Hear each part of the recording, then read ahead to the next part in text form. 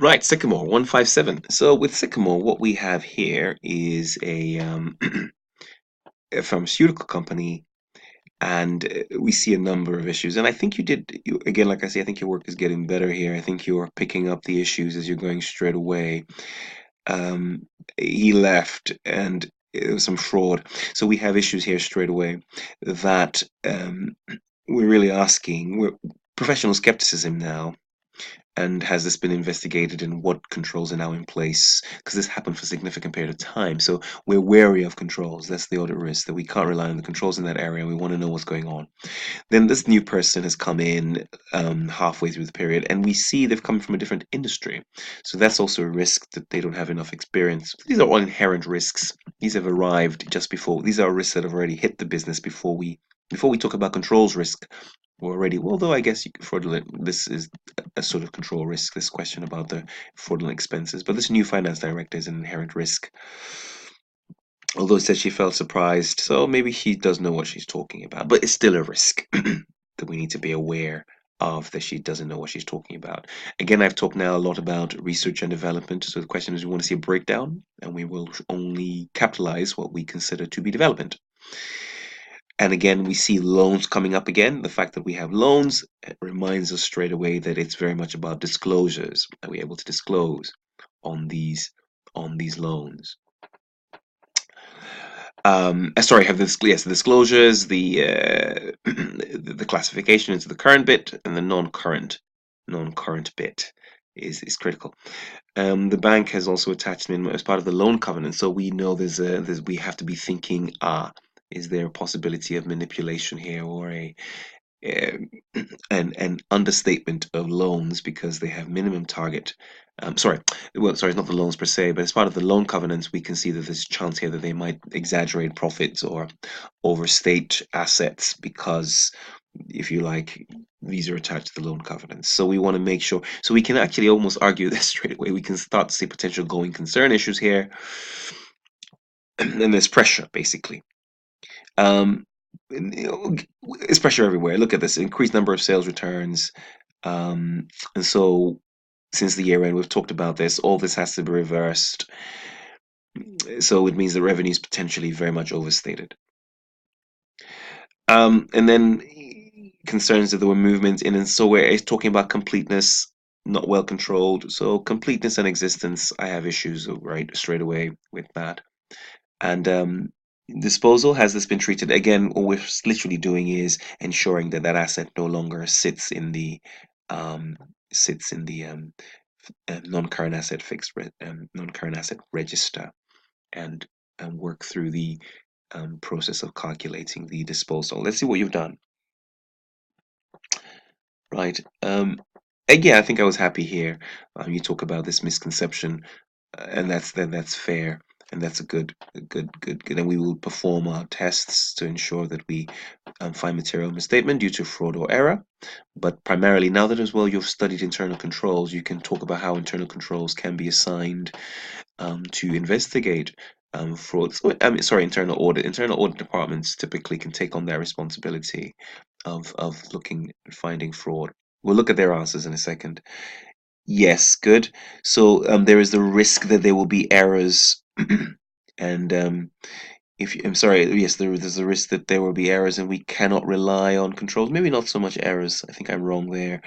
So fraud was detected. So internal controls are weak. I think I'll go with weak. They have weak internal controls, and the risk here is that we may not be able to rely on that. Discuss, exam, good, improved, and test exactly, and document the new internal controls to see. So we might have to probably carry out some more sampling in that area if we can't trust the controls, and it might just have been a culture thing, but we don't know yet um, without any further investigation.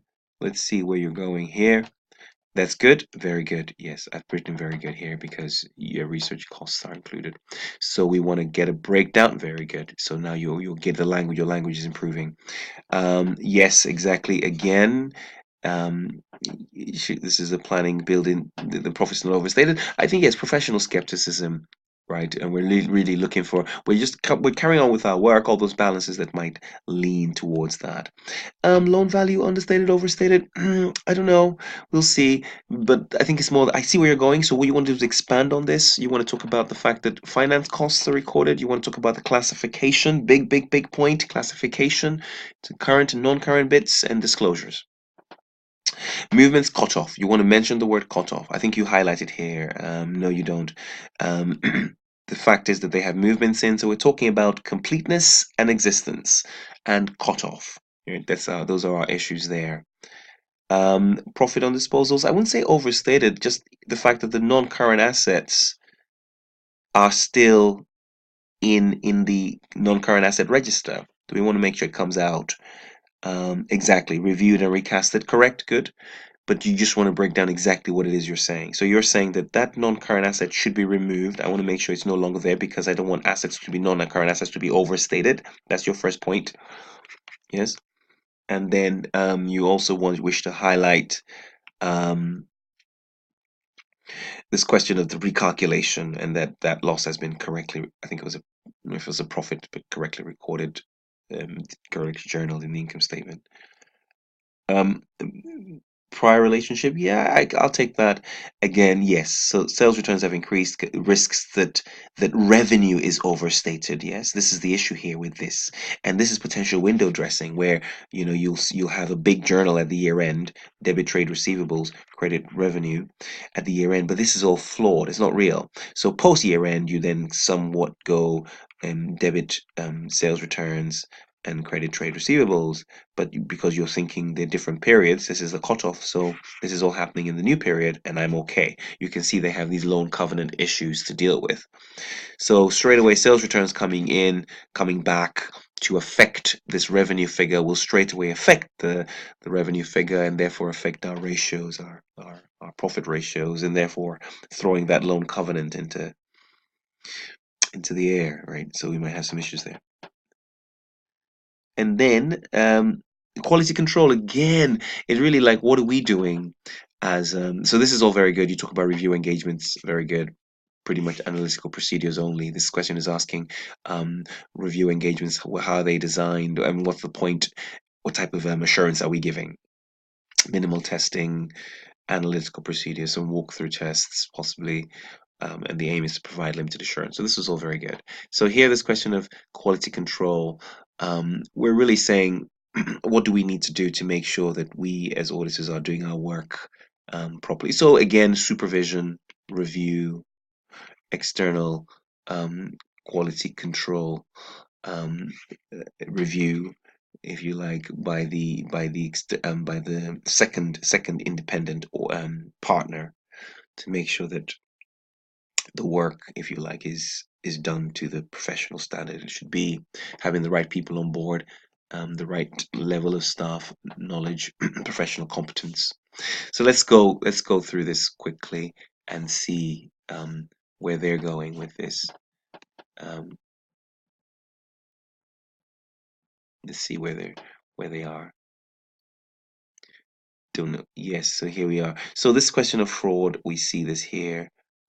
It's clear that conduct an audit, responsible risk again. Yes, we will carry out and risk due to fraud. Yes, we will. Sufficient appropriate evidence due to fraud through designing and implementing.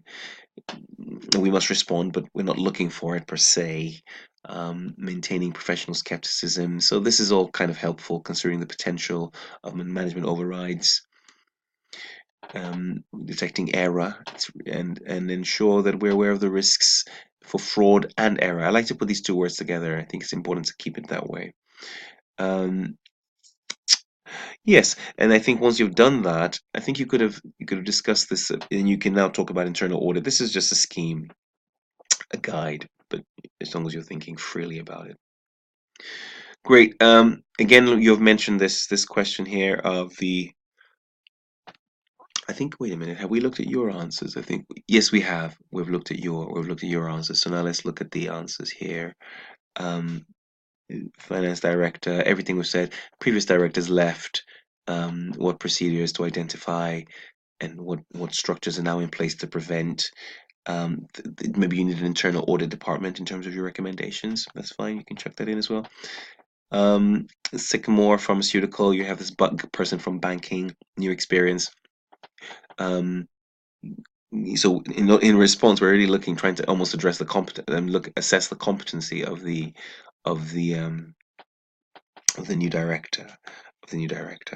Um, During the year, they spent 1.8. Again, a breakdown which you mentioned. Good, well done. 2 point. This loan, new one. You need to bring that in. So literally break it down, split it into the two different parts. And disclosures. We must always disclose. That's the issue here. Um, every time we talk about loans, we talk about finance costs, and the need to highlight that. The loan has a minimum profit target. Again, this is what I was saying here. This risk that we have issues here, right, with that potential breach, and therefore, if you can't meet that, then we have potential going concern. It's all quite connected, isn't it? Here. So you can see the risk of manipulation. So we want to look at the going concern, and that's really looking at cash flow forecasts and looking for any evidence that professional skepticism that these people might not be able to receive their money in the future. Again, the argument with going concern is it's not a bad thing in itself. We just always have to disclose. Significant number of sales returns, like I said, these have to be kind of if these have not been correctly recorded, then well, again, you can see here it tells us as these relate to pre-year end, these need to be removed from revenue, right? So really critical that we do that. And then inventory reinstated. So those goods have come back. So those goods are to do with our year. It's another important one actually. If sales returns, yes, so that's that. So goods in transit, again, this question of we have a poor control. I think you highlight that as well. Um, and really, ultimately, we just want to argue that just the goods received during this should be reviewed and followed through. It's kind of what I said earlier on about how you had um, your your figure. I think was the inventory width that was 20th and 29th. It's not the end of the world, but we literally want to take the entire population of goods received notes and goods delivered notes between that period and the year end during all these movements to make sure we reconcile that to the final figure on the sheet. Again, with this recalculation of disposals, that's what's really happening here. And again, of course, I always forget that this question of depreciation. So once you start removing things, um, once you start significant on disposals, may not be appropriate. So depreciation may be, I don't know, um, they've given overstated here. So the argument here is if you're disposing of things, maybe in general your depreciation policy, maybe your useful life is actually shorter than you really actually are letting on. So depreciation should be higher. I'd have gone, therefore, depreciation is understated actually, but it's fine. Quality control, like what I said, briefing, supervision, tracking, making basically it's audit planning. You want to make your team aware of the work first. Make sure you've assigned people to the right areas they're competent at, and you're constantly, regularly tracking their work. It's management, really. This one speaks considering the competence of the team, looking at significant matters, tracking the progress, and being able to review the work. I talked about the engagement quality control review for listed clients, and consulting with experts or with the partner, and then documentation, making sure everything is recorded. So and we've talked about review engagements, which you do very well, and you expand, but you can look at this again. Again, it's what we've said. If you like, it's limited assurance, analytical reviews, just reviewing the financial data, and levels of assurance, like we said. You can talk about those again. Reasonable assurance for the external audit, and limited assurance for the review engagements. Cool, great stuff. See you in the next question.